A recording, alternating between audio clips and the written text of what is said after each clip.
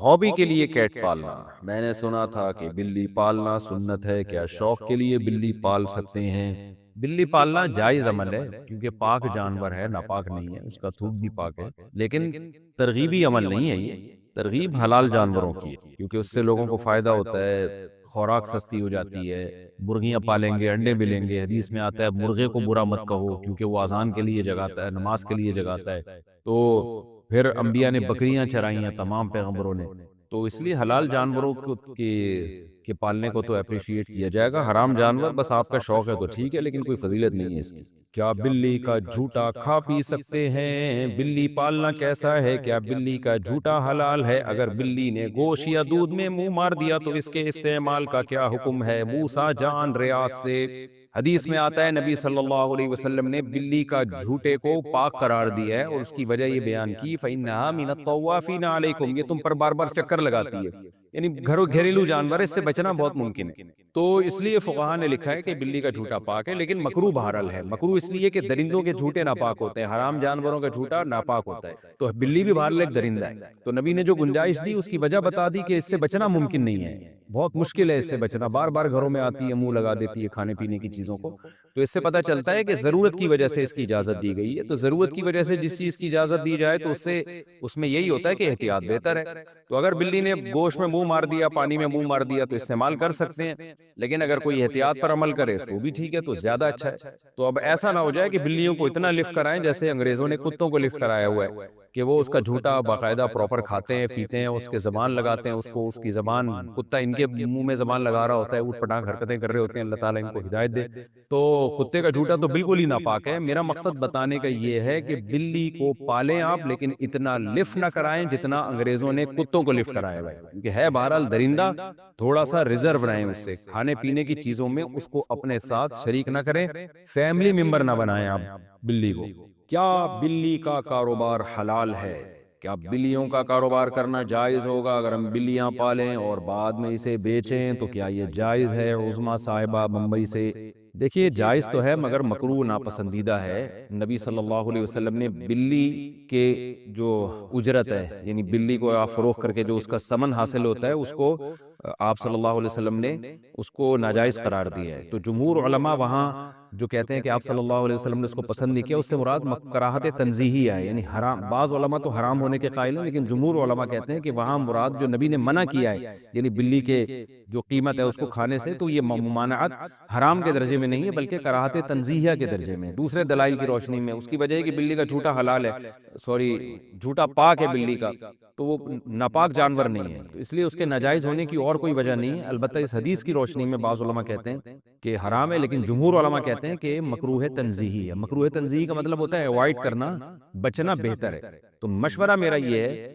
کہ اگر آپ نے کوئی بلی بیچ دی ہے تو اس کی قیمت اگر آ گئی ہے تو ٹھیک ہے، لیکن آئندہ بہتر یہ کہ اس کو کاروبار آپ نہ بنائیں، حرام میں نہیں کہہ رہا، قول میں وہی کر رہا ہوں جو جمہور کا قول ہے کہ حرام نہیں ہے، مکروہ تنزیہی ہے، لیکن بہتر یہی ہے کہ آپ اس سے اجتناب کریں، حلال جانوروں کا کاروبار کیا کریں، اس میں برکت ہوتی ہے، اس میں لوگوں کو فائدہ ہوتا ہے، بلیاں اگر معاشرے میں پھیلیں گی تو اس سے پبلک کو کیا فائدہ ہے؟ اگر گائے بھینس بکریاں مرغیاں ان کا کام کریں گے، مرغیوں سے انڈے ملیں گے، بکریوں سے دودھ ملے گا، گوشت ملے گا، بکروں کے ریٹ مارکیٹ میں کم ہو جائیں گے جب بکروں کی پیداوار بڑھے گی، تو اس سے انسانیت کو فائدہ ہے اور انٹرٹینمنٹ بھی ہے، بکری بھی پل جاتی ہے، دمبے بھی پل جاتے ہیں، میرے دمبے آپ آ کے دیکھیں، 2 دمبے ایسے ٹائٹ خاندانی طریقے سے پلے ہوئے، کھا کھا کے ماشاءاللہ مستنڈے بھی ہو رہے ہیں اور پل بھی گئے ہیں، بچے کھیلتے ہیں ان سے، وہ جب عصر کے بعد لے کے نکلتے ہیں چھلانگے مارتے ہیں وہ، تو اگر آپ کو تفریح کرنی ہے تو وہ دمبوں سے بھی ہو سکتی ہے، گائے سے بھی ہو سکتی ہے، اور گائے کا بچہ کتنا خوبصورت ہوتا ہے ایسا، اور بھینس کا بچہ ایک نمبر کا سست ہوتا ہے، میں اکثر لطیفہ سناتا ہوں نا، بھینس کا بچہ ایسے کھیلتا ہے، بس اس کا کھیل یہی ہے، کان بیٹھ کے ہلاتا رہے گا،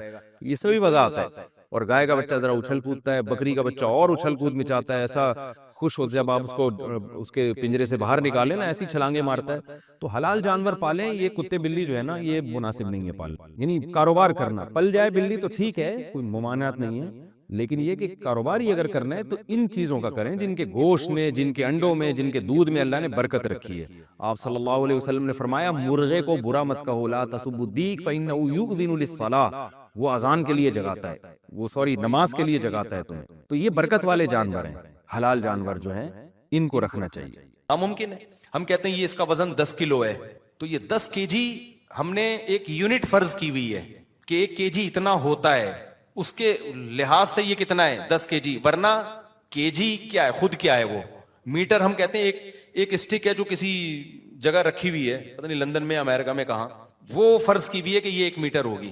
تو ہر چیز کو موومنٹ کیا ہے، ایک چیز تیز چل رہی ہے ایک آہستہ چل رہی ہے، تو بھائی تیز جو چل رہی ہے وہ اس کے مقابلے میں تیز کہیں گے جو اس کی نسبت آہستہ چل رہی ہے. حرکت خود کیا، دیکھو ہم یہاں ساکن ہیں آرام سے بیٹھے ہوئے، لیکن ہم بیٹھے ہوئے نہیں ہیں، زمین تو گھوم رہی ہے تو ہم بیٹھے ہوئے کہاں سے ہیں؟ ہم بھی تو زمین کے ساتھ گھوم رہے کہ نہیں گھوم رہے، لیکن ہم اپنے آپ کو ساکن کہتے ہیں. وجہ اس کی ہے کہ آپ کے مقابلے میں نا، میں آپ کے مقابلے میں ایک جگہ ٹکا ہوا، آپ میرے مقابلے میں ایک جگہ ٹکے ہوئے. لیکن اگر ہم دوسرے سیاروں سے مقابلہ کرنا شروع کر دیں تو ہم میں سے کوئی بھی ٹکا ہوا نہیں ہے. 1 سیکنڈ میں 6-7 کلومیٹر ہم، اب جو بات میں نے شروع کی تھی نا، تو اس کے بعد میں 14 کلومیٹر کا فاصلہ طے کر چکا ہوں. حقیقت ہے، کوئی بھی رکا ہوا نہیں ہے. تو ہم ہمیشہ ایک چیز کو دوسری چیز کے اگینسٹ سمجھتے ہیں. تو اللہ میاں نے جو جوڑے پیدا کیے نا مرد اور عورت کے، مرد ہے عورت کے اگینسٹ، عورت ہے مرد کے اگینسٹ. اگر مرد نہ ہوتا نا تو عورت نہیں ہوتی، عورت نہ ہوتی تو مرد نہیں ہوتا. اسی وجہ سے مرد کو اپنے مرد ہونے کا احساس شادی کے بعد ہوتا ہے، جب اس کی بیوی آتی ہے کمپیئر کرتا ہے نا پھر وہ. اور عورت کو اپنے عورت ہونے کا پورا احساس کب ہوتا ہے؟ جب وہ کسی کی بیوی، جب جوڑا بنے گا تو مرد بنے گا نا، عورت بنے گی. تو یہ اتنی ضروری چیز ہے نکاح کرنا. اگر آپ جوان ہو گئے اور آپ نکاح نہیں کر رہے، میں حلفیہ بولتا ہوں اس بات کا پورا امکان ہے آپ کی فیلنگ چینج ہو جائیں، پورا امکان ہے. کیونکہ آپ کمپیئر اپنے آپ کو، آپ کی کوئی دلہن ہی نہیں ہوتی، آپ کو جو اپنے جیسے مل رہے ہیں اور آپ غلط راہ پہ چل پڑے، تو آدمی ہوتے ہوئے بھی آپ کو عورت ہونے کا احساس ہو سکتا ہے. کوئی ہومو سیکسولیٹی کا عادی آدمی ہو، اس سے پالا پڑ گیا ہے، تو وہ تو سارا معاملہ ہی، فطرت ہی برباد ہو جائے گی. تو لوط علیہ السلام کی قوم کے ساتھ یہی تو ہوا تھا. وہ لڑکوں سے بدفعلی کی عادت ہو گئی ان کو، کیونکہ بیوی شادی کی نہیں، انہوں نے شادیاں دیر سے کرتے تھے. تو جب لڑکوں کی عادت ہو گئی تو ان کی فیلنگ کیا ہو گئی؟ چینج. تو انہوں نے کہا ہمیں عورت میں دلچسپی نہیں ہے، کہ عورت میں دلچسپی تو مردوں کو ہوتی ہے نا، اور مردوں میں دلچسپی عورت کو ہوتی ہے. تو جب عورت میں عورت پنا ختم، مرد میں مرد پنا ختم، تو فیلنگ کیا ہو گئی؟ چینج. تو اس لیے میں کہتا ہوں بر وقت شادی کر لو، بالغ ہوتے ہی. اس سے آپ کو اپنے ہی ہونے کی فیلنگ کیا ہو جائیں گی؟ بولو نا، بڑھ جائیں گی. ختم. مجھے کہاں سے آواز ہے؟ آپ کو اپنے ہی سے مراد ہی ہونے کا احساس کیا ہوگا؟ بڑھ جائے گا. اور لڑکی کو اپنے شی ہونے کا احساس بڑھ جائے گا. اور پھر اگر آپ نے دوسری شادی کر لی تو ہی ہونے کا احساس کیا ہو جائے گا؟ ڈبل. تیسری کر لی تو ہی ہونے کا احساس 3 گنا بڑھ جائے گا. اور اگر چوتھی بھی کر لی تو ہی آپ کو لگے گا میں ہی دنیا میں اکیلا مرد پیدا ہوا ہوں، باقی سارے کیا ہیں؟ جیب سے ہیں. اور واقعی مردانگی کا احساس بڑھتا ہے، انسان واقعی بڑھتا ہے. تو یہ جو لوگ کہتے ہیں نا 4 شادیوں کے بعد ہم کمزور ہو جائیں گے، ہمارے تو جو ہے نا وہ نہیں ہوتے. بھائی آپ کو مردانگی کا احساس کم ہونے کے بجائے، جن قوموں میں 4 شادیوں کا رواج ہے، 2 3 بیویوں کا رواج ہے، وہ 90 سال تک جوان رہتے ہیں وہ لوگ. آپ جا کے دیکھ لو، عربوں میں دیکھ لو، سندھ میں ایسے لوگ ہیں، بڈیروں میں عادت ان کو، یعنی ان کا رواج ہے، تو وہ بھی 70 سال 80 سال. تو یہ فیلنگ ویلنگ جو گوروں کا تو نیچر سے بغاوت کر کے نا، ان کی تو فیلنگ کی ایسی کی تیسی ہو گئی. اب وہ کوئی ہی ہے تو کارڈ میں شی لکھوا رہا ہے، جا کے شی ہے تو کارڈ میں کیا لکھوا رہی ہے؟ ہی لکھوا رہی ہے. جو سچی مچی کے بیچ کے تھے وہ کنفیوز ہیں، کچھ سچی مچی کے بھی بیچ کے ہوتے ہیں، وہ بےچارے پریشان ہیں کہ ہمارے حقوق کی تو ایسی کی تیسی ہو گئی. تو اسلام کا شکر ادا کرو، فطرت پہ رکھا ہے اسلام نے، انسان کا بچہ بن کے رہتا ہے. اچھا بھائی، بیان سنتا ہوں، مجھے آپ کے بیان سے بہت سی معلومات ملتی. میں نے آپ سے محبت اور بہت عقیدت، آج پہلی بار آپ کی مدد میں مسافہ کرنی. ادھر ہی آ کے مسافہ کر لو میرے بھائی. کہاں ہو؟ جلدی جلدی. شاباش شاباش. السلام علیکم ورحمۃ اللہ وبرکاتہ. کیا حال ہے؟ سب سیٹ چل رہا ہے؟ مارکیٹ کتنی ہو گئی؟ سیلفی لے لو بھائی جلدی. ماشاءاللہ دیکھو اس صحت میں بھی جذبے رکھے ہوئے لوگوں نے. فیلنگ ہے، فیلنگ. اگر فیلنگ نہیں ہوتی نا، جتنی اچھی صحت ہو، سمجھتا اپنے آپ کو شی ہے. اور اگر فیلنگ ہو نا، ہاں بھائی، میں نے جب دوسری کی نا، میں بمشکل 50-55 کلو کا تھا. میں اتنا باریک، اتنا دبلا پتلا تھا میں جب میں نے دوسری کی. اچھا پھڈے بہت ہوئے تھے، دبا کے جھگڑے ہوئے سسرال کی طرف سے اور لوگوں کی، رشتہ داروں کی طرف سے بہت خطرناک جھگڑے ہوئے تھے جو میں نے جھیلے ہیں. اللہ نے توفیق دی. اب ہمارے مدرسے جامع الرشید تک وہ جھگڑے پہنچ چکے تھے. ہمارے استاذ پریشان ہو گئے، یار کیا پتہ نہیں. اس وقت تو کوئی سننا پسند نہیں کرتا تھا نا، اب تو پھر بھی لوگ تھوڑے سے عادی ہو گئے. تو ہمارے استاذ نے اجلاس بلایا، مجھے بھی بٹھایا. میں بالکل باریک، ایسا بہت پتلا تھا میں اس وقت. تو اب بیٹھے ہوئے ہیں، استاذ بھی میرے ٹینشن میں تھے. یار ظاہر ہے جب جس ادارے میں آدمی کام کرتا ہے تو وہاں تک بھی پہنچتے ہیں نا، وہ بھی متاثر ہوتے ہیں، رشتہ دار تو پہنچ رہے ہوتے ہیں، یہ کیا کیا ہے، آپ کے مدرسے کا استاذ ہے، آپ سنبھال نہیں سکتے اپنے استاذوں کو. میں وہاں بیٹھا ہوں، انہوں نے بولا کہ آپ کا وزن کتنا ہے. اچھا بات چل رہی تھی سب کے، کوئی 70 کلو کا، کوئی 75. میرے جب نمبر آیا آپ کا ویٹ کتنا ہے، میں نے کہا 50 کلو. کہہ رہے کم بخت 90 کلو کا کیا ہے تم. کم بخت کلوس تو نہیں کہا، میں بول رہا ہوں ان کے دل کی آواز یہی تھی، کم بخت تم نے کتنے کلو کا کر لیا ہے. 50 تھا، 55 کچھ اس کے قریب ہی تھا. کام تم نے 90 کلو کا کر لیا. تو فیلنگ سمجھ رہے ہو، گورے کے پاس یہ فیلنگ کیا ہو گئی ہے، ختم.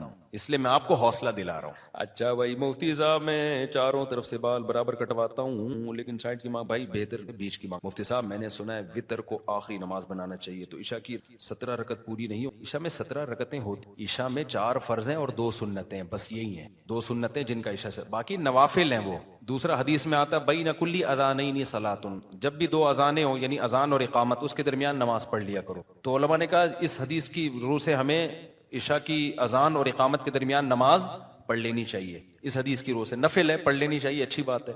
تو اب کتنی پڑھنی چاہیے، تو حدیث میں کوئی تذکرہ نہیں ہے کہ کتنی پڑھنی چاہیے. علماء نے کہا قیاس کیا ہے کہ دیکھو فجر سے کی 2 رکعتیں ہوتی ہیں تو اس سے پہلے بھی کتنی ہیں، 2 ہیں.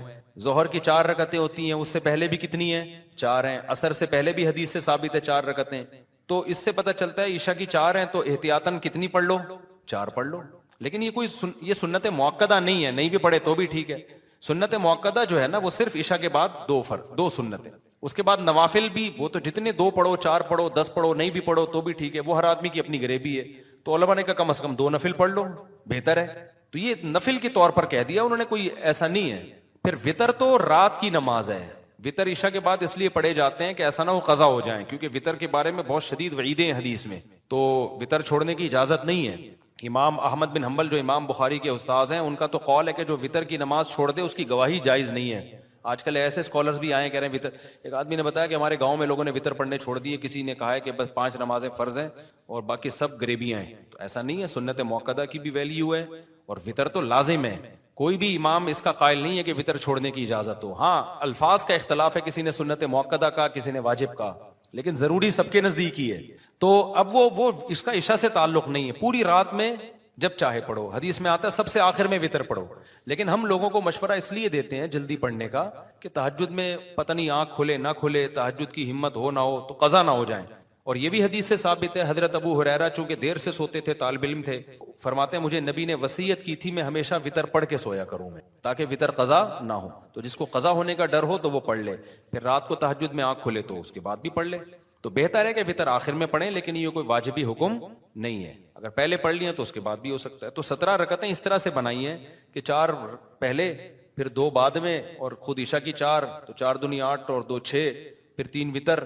اچھا پھر وہ 2 نفل اور پڑھ لیتے ہیں تو 8 ہو گئے، 3 وتر کتنے ہو گئے، 11 12 13 بن رہی ہیں. ابھی بھی 17 تو نہیں بن، 17 کہاں سے آ گیا. 4 پہلے، پھر 4 فرض، 8 9 10 11 12 13 14 15، ہاں پھر وتر کے بعد بھی 2 17. تو اس طرح سے تو یہ لازمی نہیں ہے. اصل جو عشاء کی رکعتیں صرف 6 رکعتیں، 4 فرض اور 2 سنت. تو ہلکی ہو گئی نا نماز بہت.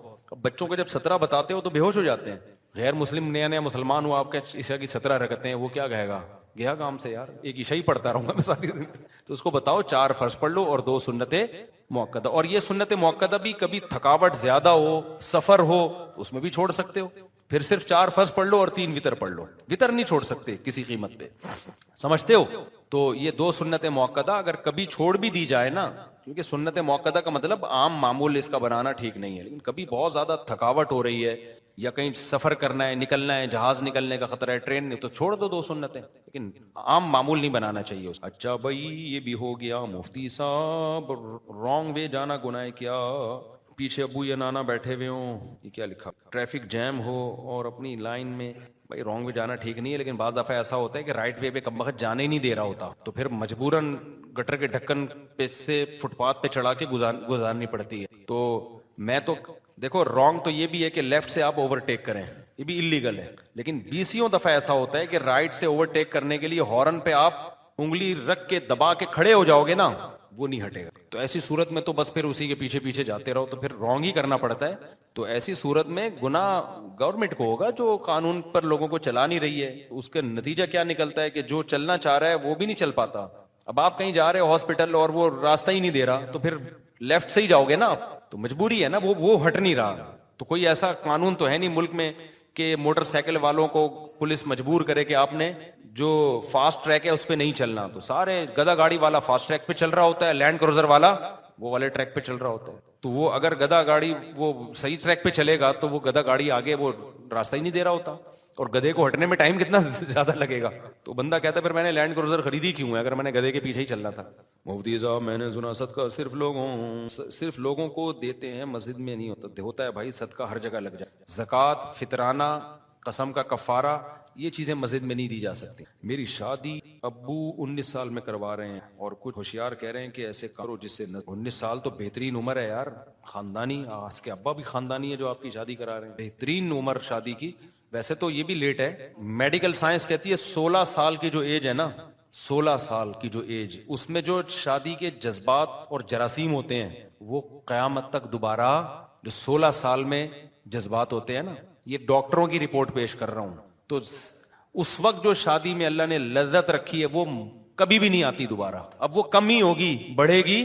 16 کے بعد جو ہے نا آہستہ آہستہ کیا ہوتا ہے, بہت سلولی ہوتا ہے لیکن ڈاؤن ہی ہوتا ہے آگے جا کے. اس کے بعد پھر باتیں رہ جاتی ہیں, جذبات رہ جاتے ہیں, اور بس وہ پھر کیا ہوتا ہے کہ ایک دور آتا ہے, وہ جو ٹیسٹوسٹیرون لیول ہے نا انسان کا, جو ہارمونز ہوتے ہیں جو انسان کو جوان رکھتے ہیں, وہ آہستہ آہستہ مارکیٹ سے کیا ہوتے ہیں, شارٹ. اس کے بعد اس کو شادی پہ بیان بھی برا لگتا ہے, کیا لے کے بیٹھ جاتی صاحب, کیا کیسے لے کے. تو سب سے جو پیک کی عمر ہے جو ڈاکٹروں کی رپورٹ کے مطابق وہ ہے 16 سال. تو اس لیے فطرت دھاندلی نہیں کرتی. اگر فطرت نے اس وقت سب سے زیادہ جذبات رکھے ہیں تو اسلام تو دین فطرت ہے. اس سے پتا چلتا ہے کہ شادی کی سب سے بیسٹ عمر بھی کیا ہے. 15 بھی اس میں داخل ہے, 15-16 یہ دونوں, 15-16 میں زیادہ فرق نہیں ہے. یہ بہترین عمر ہے, تو یہ سب سے بہترین کون کرتا ہے, ابا ہی نہیں کرنے دیں گے. ابا کے چونکہ اب وہ ٹیسٹوسٹیرون رہے نہیں ان کے پاس, تو اپنا 15-16 سال کا زمانہ ابا بھول کے بیٹھے ہوئے. اتنے بھی جراثیم نہیں رہے کہ پرانا زمانہ یاد رہ جائے, ایسا جراثیموں کا بیڑا غرق ہوا ہے. اس لیے ابا کو یاد نہیں ہوتا وہ زمانہ, اس لیے ابا پھر وہ میچور والی باتیں کرتے. دیکھو بیٹے ایکچولی دیکھو یہ ایج ابھی ایسی چھچوری حرکتوں کی نہیں ہے, تم اسٹیبل ہو جاؤ. دیکھو ایکچولی یہ پھر بچہ کیا کیا گند میں منہ مار رہا ہوتا ہے, یہ بچہ ہی جانتا ہے, یہ ابا کو نہیں پتا ہوتا. اگر بچہ سمجھدار ہونا, اپنی ذمہ داریاں پوری کر رہا ہے, تو باپ کو چاہیے اپنے خرچے پہ شادی, کوئی بات نہیں, بچہ برائیوں سے بچ جائے گا. ہاں اگر سمجھدار نہیں ہے اور سست ہے, کاہل ہے, تو پھر نہ کرائے, پھر میں منع کروں. ہماری دکان پر جب کاریگر نہیں ہوتا تو میرے تایا اور ابو دونوں مل کر ان کی غلطیاں بتاتے ہوئے مجھے سمجھاتے ہیں, اس کو ایسے کرنے ہیں, یہ کام صحیح نہیں کر رہا, اور کبھی کبھار سب کے سامنے ان کو اور مجھے دونوں کو سمجھاتے ہیں. تو جب وہ نہیں ہوں اور ان غلطیاں بتاتے ہوئے سمجھائے تو غیبت تو نہیں غیبت نہیں ہوتی. کاریگر صحیح کام نہیں کر رہا تو آپ کو سمجھانا کہ یہ صحیح کام نہیں کر رہا ہے, کو یوں سمجھاؤ, تو یہ غیبت تھوڑی ہے, تو ضرورت ہے بھائی, کیا نہیں سمجھائیں کیا. مفتی طارق مسعود صاحب, میری شادی ہے کچھ مہینوں میں, انشاءاللہ آپ کے بیانات کا اثر ہے, اور میری عمر 19 سال ہے, اور آپ نکاح پڑھائیں گے, کیا طریقہ ہوگا. ماشاءاللہ بہت اچھی بات ہے. یہاں ولید کا نمبر لکھا ہوا ہے, اس کو فون کرو, اگر میں اویلیبل ہوا, سفر نہ ہوا تو پڑھا دوں گا انشاءاللہ. صلو علی الحبیب. کندھے سے کندھا ملانا جماعت میں لازم ہے کہ برابر والا سائیڈ میں ہو جائے تو برابر والے کو کھینچ کے اپنے ساتھ ملاؤ, یہ حدیث میں حکم ہے اس کا.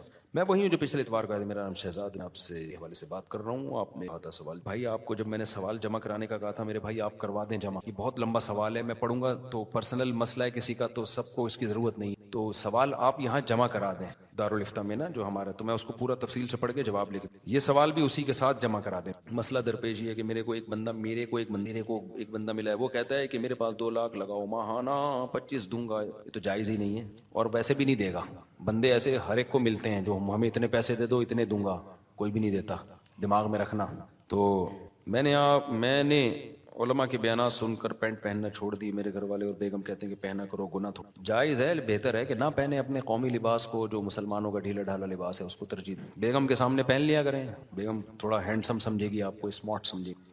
میں نے جب مخلوط ماحول اور پردے کی بات کرتا ہوں تو لوگ کہتے ہیں تم مولوی اب تک تنگ نظر ہی کیوں نہ ہو, اس سے آگے بھی اور بھی ہیں. جی ہاں, ہم ایسے انگریزوں کی طرح براڈ مائنڈیڈ نہیں ہیں. یہ تو پردے اور اس کی بات کرتے ہیں تو کہتے ہیں تنگ نظر ہو, تو گوروں نے یہی تنگ نظری ختم کرتے کرتے باپ لیس سوسائٹی بنا دی. یورپ میں یہی تحریکیں ہوئی تھی کہ تنگ نظری ترقی کرنی ہے. حالانکہ پردے کا ترقی سے کیا تعلق ہے بھائی. اگر وہ کہ لڑکی پردہ کر کے یونیورسٹی چلی جاتی ہے تو کیا نہیں پڑھ سکتی, وہ کان تو کھلے ہوئے ہوتے, کانوں سے آواز تو آ رہی ہوتی ہے, وائٹ بورڈ بھی آنکھوں سے دیکھ رہی ہوتی ہے وہ, اور گھر آ کے اسٹڈی کر لے گی آرام سے, یا لڑکا بھی نظر کی حفاظت کر کے پڑھ لے, زیادہ اچھا پڑھے گا. تو گورے سے وہ چیز جو سائنس اور ٹیکنالوجی ہے وہ تو لے نہیں رہے. وہ تو یونیورسٹیوں میں جو ہمارا حال ہے سب کو پتا ہے, جو چیز نہیں لینی چاہیے وہ لے رہے ہیں. تو گوروں میں بھی یہی ہوا, یہ دقیانوسی پردہ, اس کا پھر ہر اگلی نسل پہلے سے زیادہ بےہودہ تھی, کیونکہ جب آپ ایک بیریئر ختم کر دیتے ہیں نا حیا کا, تو تھوڑی سی حیا رہتی ہے, اگلی نسل ایک اسٹیپ آگے, اس سے اگلی نسل ایک اسٹیپ آگے. اب گورا ایک ایسے اسٹیپ پہ کھڑا ہو گیا ہے کہ میں نے یورپ میں وہ گلیاں دیکھی. ایک دفعہ ہم گزرتے ہوئے جا رہے تھے تو عجیب ہی ماحول تھا, میں نے حیران ہو گئی, یہ کیا ہے, لڑکے ہی لڑکے, لڑکی لڑکے. ہم نے کہا یہ کیا اجتماع ہو رہا ہے, پتہ چلا یہ سارے گیوں کی وہ ہے. ایسا لگ رہا تھا اللہ کا کہیں عذاب نہ آ جائے. ہم نے کہا بھائی اسپیڈ پکڑو یہاں سے, تو سارے مرد ہی مرد. تو کیا یہ حیا ختم ہوتے ہوتے وہ اب ان کو سمجھاؤ نا, یہ لڑکا لڑکے سے کیوں, کہہ رہے ہیں یار یہ تمہاری گھٹیا سوچ ختم. وہ ہمیں یہ کہیں گے گھٹیا سوچ ختم نہیں ہوئی. کتنا گندا منظر ہے یار, آپ خود اندازہ لگاؤ. تو داڑھی والے, داڑیاں بھی رکھی ہوئی ہیں انہوں نے, مجھے تو کہتے ہوئے بھی ڈر لگ رہا ہے اللہ کے عذاب سے کہ ایسی چیزوں تو بیان میں بھی نہیں کہنی چاہیے, منہ سے نکل گئی بس میرے. تو داڑھی والا آدمی ہے اور وہ شی بنا ہوا ہے, سمجھ رہے ہو, کہ گھن نہیں آئے گی یار, کوئی لیول ہے تمہارا یار. تو یہ ہو گیا ان کا براڈ مائنڈڈ بن کے. اور پھر وہ جو زنا ولد و زنا بچے, تو فیملی سسٹم ختم, اور ابا مارکیٹ سے شارٹ, براڈ مائنڈڈ. ہمارے ہاں کوئی رشتہ لینے کے لیے آئے, آپ کی بیٹی کے لیے کوئی بندہ آیا, آپ نے کہا آپ کے ابا کیا کام کرتے ہیں, وہ کہتا ہے میرے باپ ہے ہی نہیں. آپ دھکے دے کے گھر سے نکالو گے یار, کوئی انسان کا بچہ ہے تو کیسے منہ اٹھا کے آ گیا, ایسا کرو گے نا یار. تمہارے والد کون ہے, کہہ رہا میرے والد, ہم لوگ کے والد نہیں ہوتے. آپ سمجھو کہ شاید انتقال کر گئے ہیں, امریکہ گئے ہوئے ہیں, تو بیٹا کوئی بات نہیں, فون پہ بات کراؤ. نہیں انکل ہم پتہ نہیں کون ہے میرے ابا, کیونکہ یہ گھٹیا سوچ. وہ یہی بات کرے گا جو پرچے میں لکھے, نہیں یہ تم لوگ کے, میں اتنے تم لوگ کے دماغ ہیں, ابا کیا میں ہوں آپ کے سامنے دیکھو. تو گوروں کے ایسا ہی ہے, گورا جب آتا ہے نا کہیں رشتہ لینے کے لیے, وہ تو آتا ہی نہیں ہے نا, ان کو تو یہ سیٹ اپ ہی ختم ہو, تو کہتے ہیں گھٹیا پن ہے, رشتہ لینے جا رہے ہیں, لٹھائی کے ڈبے سب کیا فضول قسم کی چیزیں. تو اس کو دقیانوسی سمجھتے ہیں.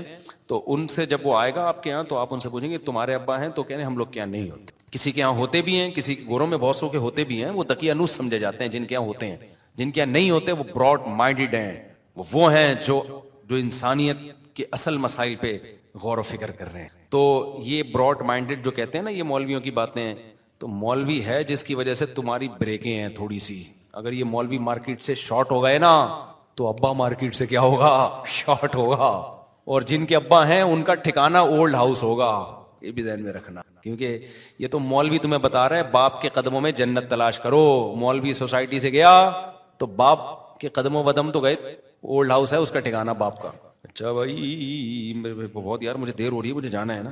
آپ نے ایئر ہوسٹس کے ساتھ تصویر لی, آپ اس کی جتنی بھی تعویلات پیش کریں غلط ہے. یہ عمل کھلے عام اس خاتون نے لی ہے, میں نے نہیں لی ہے. کسی بھی خاتون کے ساتھ بند کمرے میں تنہائی حرام اور ناجائز ہے. اوپنلی اگر کوئی خاتون آپ سے ملنے کے لیے آ رہی ہے تو اس کے ناجائز ہونے کی کوئی دلیل نہیں ہے. سمجھ میں آ رہی ہے بات. ہاں اس سے مصافحہ کرنا بلا حائل یا بند کمرے میں اس سے ملنا یہ ناجائز ہے. تو اس لیے اگر کوئی خاتون آپ بیٹھے میں کھلے مجمع میں آپ سے آ کے ملتی ہے تو اس میں اس کو تو گناہ ملے گا کہ وہ بے پردہ ہو کے کیوں آئی ہے, اس کو تو گناہ ملے گا. تو مرد کے لیے اس میں کوئی ناجائز حرام والی بات نہیں ہے, کیونکہ کوئی بدگمانی کا موقع بھی نہیں ہے نا. یا تو میں کہیں اندر کہیں چپکے سے جا کے اس سے مل رہا ہوتا تو پھر آپ کہتے ہیں آپ کی کیا لگتی ہے. تو بند کمرے میں بدگمانی کا موقع ہوتا ہے. کھلے عام جب کوئی مل رہا ہے تو بدگمانی کا موقع, کیونکہ کسی نے کوئی برائی کرنی ہوتی ہے تو اوپنلی تھوڑی ملتا ہے اس سے. باقی دوسری بات یہ ہے کہ اس زمانے میں آپ کہہ سکتے ہیں کہ معیار بہت اونچا رکھیں, معیار آپ اونچا رکھیں. تو دیکھو یہ ہمارے علماء کسی ایک مثال دیتے ہیں, یعنی آپ یہ کہہ سکتے ہیں کہ مفتی صاحب ٹھیک ہے لیکن اس کو تنبیہ کرنے کے لیے آپ کو اس کو سیلفی نہیں دینی چاہیے تھی. آپ یہ کہہ سکتے ہیں تاکہ اس کو احساس ہوتا کہ بھائی ہم غلط ہیں, ہمیں پردہ کرنا چاہیے. یہ احساس دلانے کے لیے کیا کرنا چاہیے تھا آپ کو, نہیں دیتے سیلفی. آپ کہتے کہ نہیں بھائی میں نہیں, نہ آپ اس کو ملنے دیتے, ملاقات بھی تو ہوئی نا, سلام دو, تو یہ بھی نہ کرنے دیتے. تو اس کے بارے میں خوب اچھی طرح سمجھ لیں. دیکھو اس وقت امت مسلمہ کی مثال جو ہے نا ایک اس بیمار کی طرح ہے جس کو 20 قسم کی بیماریاں ہو گئی ہوں. اب ایک پیشنٹ ہسپتال میں پہنچا, ڈاکٹر کہہ رہے اس کو شوگر بھی ہے, اس کے ہارٹ کا بھی مسئلہ ہے. اب اگر میں آپریشن کرتا ہوں تو شوگر اس کی کنٹرول میں نہیں ہے, اور اگر میں شوگر کا خیال کرتا ہوں تو دوبارہ اٹیک ہو سکتا ہے اس کو. تو کچھ بھی ڈاکٹر علاج کے لیے کرے گا نا, کچھ نہ کچھ اس کے سائیڈ ایفیکٹ ہوں گے. ملٹیپل بیماریاں ہیں. اب ڈاکٹر کیا کہے گا, بھائی میں اس کا اس کا دل کا آپریشن تو بہت ضروری ہے, وہ پہلے کرنا پڑے گا, کیونکہ اتنی بلاکیج ہو گئی ہے کہ اگر آپریشن نہیں کیا تو موت یقینی ہے اس کی. شوگر کا میں رسک اٹھا سکتا ہوں, شاید بعد میں شوگر ٹھیک ہو جائے یا زخم جڑ جائے میڈیسن کے ذریعے, یہی کرے گا نا ڈاکٹر. یا عین ممکن ہے کہ وہ کہے ہارٹ کا اتنا مسئلہ نہیں ہے, شوگر بہت خطرناک حد تک گئی ہوئی ہے, اس کا بھی خطرہ ہے کہ آپریشن نہیں کیا تو یہ اٹیک سے مر جائے, لیکن شوگر سے مرنے کا خطرہ زیادہ ہے, تو رسک لیے بغیر کام ہوگا نہیں. تو اس وقت بھی ایک امت مسلمہ کا جو مسئلہ ہے نا, ملٹیپل گناہ ہیں, بیماریاں ہیں, تو اس میں علماء کے لیے دو طریقے. ایک تو یہ کہ دنیا سے الگ تھلگ ہو کے ایک اپنا تقوی کا معیار رکھیں, بڑا ہائی لیول کا اسٹینڈرڈ. اس سے کیا ہوگا, 4-6 لوگ تو دین کی طرف آ جائیں گے جو بہت ہی ہائی لیول کے ان کا تقوی ہوگا. میجورٹی دین سے کیا ہو جائے گی, بھاگ جائے گی, دور ہو جائے گی. تو اس لیے اب علماء کو اپنا اسٹینڈرڈ حرام کرنے کی تو اجازت نہیں ہے. کچھ شرعی ناجائز, اب یہ نہیں کہ کوئی شرابی مجھے کہے کہ مفتی صاحب ایک گھونٹ میری خاطر پی لیں آپ, تو میں شراب سے چھوڑ دوں گا. میں کہوں بھائی تو چھوڑ نہ چھوڑ, میں نہیں پی سکتا, کیونکہ تو شرعی حرام ہے نا. جبکہ عورت کے ساتھ اختلاط جو ہے اس کا تعلق ہے فتنے سے, گناہ میں پڑنے کا اندیشہ ہوتا ہے. تو اب اگر وہ اندیشہ کا خطرہ اتنا نہیں ہے لیکن اس کے پازیٹیو فائدے زیادہ ہیں. ایک ایئر ہوسٹس کسی مولوی کے کو لفٹ کرا کے سیلفی لے لے, میں سمجھتا ہوں یہ اس کا ایک پازیٹیو عنصر ہے کہ اس میں تھوڑی سی, بعض ایئر ہوسٹس نے تو ہم نے بڑی بڑی سیلیبریٹیز آئی ہیں, کبھی کسی کے ساتھ سیلفی نہیں لی ہے, کبھی بھی نہیں لی ہے. اب اس کے دل میں تھوڑی سی ایک مولوی سے محبت ہے جس کی 4 بیویاں آلریڈی موجود ہیں, اس کے بارے میں یہ بھی خطرہ نہیں ہے کہ ہم نکاح کا پیغام بھیج دے گا. اس کو پتا ہے بھائی سمجھ کے ہی اس کے ساتھ سیلفی لینی ہے. اس کو میں اگر کہہ دوں کہ نہیں پیچھے جائیں, تو اس میں اس کو یہ امید تو بہت کم ہے کہ وہ اسلام کی طرف آ جائے اور وہ کہے بھائی میں اتنی بری ہوں تو کل سے میں کیا کر رہی ہوں, برقع پہن کے آؤں گی. اس کا امکان بہت کم ہے. اس کا امکان بہت زیادہ ہے کہ یار یہ مولوی لوگ بہت بد اخلاق ہوتے ہیں اور ان سے کیا کہو, آئندہ سلام بھی نہ کرو ان کو. یہ خطرہ زیادہ ہے. آج نہیں تو کل, کل نہیں تو پرسوں عین ممکن ہے وہ دین کی طرف آ جائے, کیونکہ علماء سے اگر دل میں محبت ہے نا تو یہ اسلام سے محبت ہے. ورنہ میں ایک دفعہ کہیں جا رہا تھا, سیلفی میں نہیں پہلے دیتا تھا کسی کو, بہت اس میں سخت تھا. ہمارے استاذ نے کہا کہ یار آپ سے کوئی بندہ سیلفی لینے کے لیے آ رہا ہے جبکہ اس کو پتا ہے کہ نہ آپ کو اس کو 5 روپے بھی نہیں دو گے, نہ آپ کی وجہ سے اس کو کوئی فائدہ نہیں ہونے والا. تو اگر وہ صرف دین کی بیس پہ سیلفی لے رہا ہے, آپ کے ساتھ محبت کا اظہار کر رہا ہے, تو اس کے اس جذبے کی قدر کر کے تھوڑی قربانی دے دو. اس کے بعد سے پھر میں نے کیا کیا, اب میں کہیں بھی ایئرپورٹ پہ جا رہا ہوں میں تو 1-1 گھنٹہ سیلفیاں دے رہا ہوتا ہوں, اور سارے بڑی بڑی مونچھوں والے, بڑی بڑی بغلوں والے آ رہے ہوتے ہیں. یہ تو ایئر ہوسٹس تو کبھی کبھار آ جاتی ہے. زیادہ تر جن لوگوں کے ساتھ میں سیلفی دے رہا ہوتا نا وہ میرا حوصلہ ہے. اب اس میں اگر ایک ایئر ہوسٹس آ گئی اس پہ آپ کو کیا ہو رہا ہے, خیر مذاق کر رہا ہوں میں یہ, تو کتنا گھنٹے لگ جاتے ہیں. ابھی میں جا رہا تھا پتہ نہیں کہاں, اسلام آباد جا رہا تھا, لاہور جا رہا تھا, 1 گھنٹے تک ایئرپورٹ پہ سیلفی گیری چلی ہے. کوئی میرے ساتھ جو بندہ بیٹھا ہوا تھا نا اس کو ترس آنے لگا. میں نے کہا یار میں کیسے بھگاؤں ان لوگوں کو, میں تھک گیا ہوں, واقعی بہت تھک گیا تھا. میں نے کہا کیسے بھگاؤں میں یار, کیونکہ جو آ رہا ہے وہ تو یہ سمجھ رہا ہے کہ میں ہی ہوں, مجھ سے پہلے کوئی بھی نہیں آیا. تو یہی سوچ کے اپنے استاذ کی وہ نصیحت یاد آ رہی تھی کہ یار چلو شاید اس کے دل میں تھوڑی سی محبت ہو, بعد میں بیان سن لے, اور اگر ایک دفعہ دھتکار دو تو زندگی بھر کے لیے برا امیج لے کے جاتا ہے. پھر زندگی بھر کے لیے کیا لے کے جائے گا, برا امیج. تو پبلک پلیسز پہ میں نے جانا ہی چھوڑ دیا ہے اسی وجہ سے کہ یار دھکا دے نہیں سکتے کسی کو. تو اب یہی ہے کہ جاؤ ہی نہیں, کہاں مجبوری ہو تو پھر جاؤ پبلک پلیس پہ, اور پھر یہ حوصلہ لے کے جاؤ کہ بھائی جتنی دیر بیٹھیں گے سیلفی گیری چلے گی. اب اس میں سارے آ رہے ہیں سیلفی لے رہے ہیں, ایک خاتون آ جائے میں اس کو ہٹاؤں کہ نہیں آپ وہاں کھڑی ہو جائیں, وہ بہت زیادہ ایک بد اخلاقی والی حرکت ہوتی ہے کہ اتنے سارے لوگ تھے تو اس نے بیچاری نے اوپنلی سب کے سامنے سیلفی لے لی, تو کیا قیامت آ گئی بھائی. باقی پردے کی جہاں تک بات ہے تو ہمارے بیان سارے اسی پر ہیں. وہ بیان سنتی رہے گی اگر تو اس کو خیال آ جائے گا بھائی یہ اسلام کا حکم ہے. اور مجھ سے تو ایئر ہوسٹس جہازوں میں ایسی بھی ملی ہیں, انہوں نے کہا مفتی صاحب خدا کی قسم مجبوری میں ہم یہ جاب کر رہے ہیں, ہمیں بالکل پسند نہیں ہے. پھر ان کے میں نے حالات سنے تو وہ زنا کو پیشہ بنا سکتی تھیں. انہوں نے کہا ہم شوہروں نے طلاق دے دی, باپ کما نہیں رہا, ہوتے ہیں پتہ نہیں گھروں میں کیا کیا حالات ہوتے ہیں لوگوں کے, ہم تو ایک ہی لاٹھی سے سب کو ہانک رہے ہوتے ہیں نا. ایک خاتون ایئر ہوسٹس تھی, اس نے مجھے بتایا کہ میں بالکل اس جاب کو پسند نہیں کرتی. پھر اس نے اپنے حالات بتائے, جہاز ہی کے اندر نا, جہاز میں سفر ہو رہا ہے, وہ اپنے حالات بتا رہی ہے کہ میرے ساتھ یہ حالات تم. میں نے کہا بھائی آپ کے لیے یہ اہون البلیتین ہے, اس سے بہرحال کیا ہے. پھر بھی میں نے کہا جتنا کوشش کریں آپ کہیں نکاح کر کے اپنے آپ کو ٹھکانہ دیں, رشتہ نہیں مل رہے ہوتے نا. اب میں نے کہہ تو دیا نکاح کریں, لیکن کون کرتا ہے نکاح بھائی, آج کل یہ کتنا مشکل کام بنا دیا نکاح کو. تو ایسی اور بہت ساری وہ کہتی ہیں بھائی ہمیں شوق نہیں ہے اس کا, لیکن مجبوری ہے, اگر یہ نہ کریں تو پھر کدھر جائیں گے ہم, پھر عزتوں کو نیلام کرنا پڑتا ہے. تو ایک ہی لاٹھی سے سب کو اگر آپ ہانکنا شروع کر دیں تو بند کمرے میں بیٹھ جاؤ پھر لگاتے رہو فتوے. تو مجھے کیا اس ایئر ہوسٹس کے ساتھ, کیا میری کوئی سیٹنگ ہو گئی اس کے ساتھ ہے بھائی؟ مجھے تو گھر میں 20 دفعہ وضاحتی بیان دینا پڑتا ہے. تو میرا کیا بیچاری کے ساتھ لینا دینا یار. اور ایک ایج بھی ہوتی ہے نا انسان کی, 15-16 سال کی ایک الگ ایج ہوتی ہے. ہم تو ایک میچور عمر کی ہو گئی ہے ہماری. اب تو ایسا نہیں ہوتا کہ کوئی ایئر ہوسٹس آ کے سیلفی لے لے تو پھر میں بیٹھا رہوں, یادوں میں کھو جاؤں میں, اور پھر وہ جا مکہ رہے ہیں, دماغ کہاں لگا ہوا ہے, کھو گئے یادوں میں. ایسا نہیں ہوتا. وہ میرا خیال ہے وہ ہماری ایج بھی نہیں ہے اور یہ مناسب بھی نہیں ہے. کیا خیال ہے؟ تو اس لیے بدگمانی چھوڑ دیں. بدگمانی کیا کر لیں, چھوڑ دیں. تو ملیں تو سب کے سامنے ملیں, کوئی بند کمرے میں نہیں ملیں. بند کمرے میں کبھی نہیں ملتا میں کسی خاتون سے, کتنا ہی کہے. وہ میرا آفس ہے, کوئی خاتون, جوان خاتون ہو, بوڑھی ہو تو ایک الگ بات ہے. جوان خاتون آئے گی, کہے گی نا اکیلے ملنا ہے, میں دونوں دروازے کھول دیتا ہوں. تو حالانکہ مجھے نہیں لگتا کہ مجھے کوئی گناہ کا خطرہ ہے, لیکن بدگمانی کیوں بھائی؟ ہم کیوں لوگوں کو یہ بتائیں کہ ہم بہت نیک ہیں اور ہم پہ بدگمان نہ ہو؟ نہیں بھائی, کام ایسا نہیں کرو جس سے کل کوئی آپ کے اوپر انگلی اٹھائے. اوپر تو اپنے اوپر اعتماد بھی نہ کرو نا.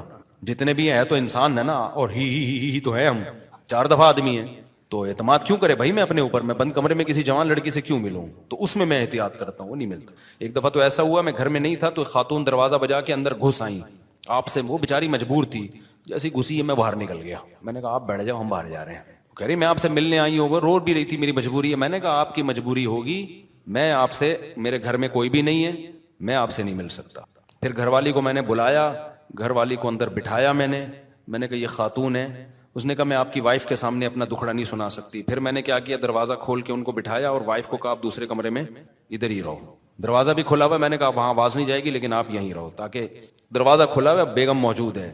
کیونکہ وجہ اس کی ہے کہ کل کسی کے دل میں بھی آپ اپنے آپ کو کیوں, آپ نے تقوی کا یہ امیج دنیا کو دکھایا ہوا کہ میں اتنا نیک ہوں کہ بس مجھ پہ بدگمانی کی اجازت ہی نہیں ہے. نہیں بھائی, ہمارے نبی ایک خاتون کے ساتھ تنہائی میں مل رہے تھے, ایک صحابی گزرے تو آپ نے اس صحابی کو بلایا, فرمایا یہ میری زوجہ ہیں.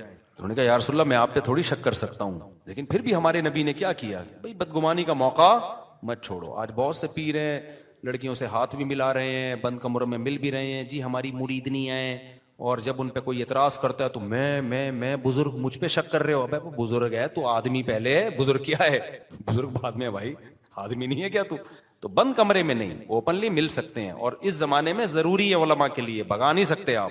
اس کے سائیڈ افیکٹ کیا ہیں, وہ زیادہ ہیں. لوگ قریب آنے کے بجائے دور ہوں گے. پہلے جب اسلامی حکومتیں تھیں سب عورتیں پردہ کرتی تھیں. اب ایک نے اگر بے پردہ ہو گئی ہے تو اس کے ساتھ آپ جو ہے نا وہ تھوڑا سا یعنی وہ اچھا رویہ نہ رکھیں تاکہ لوگوں کو حوصلہ افزائی نہ ملے.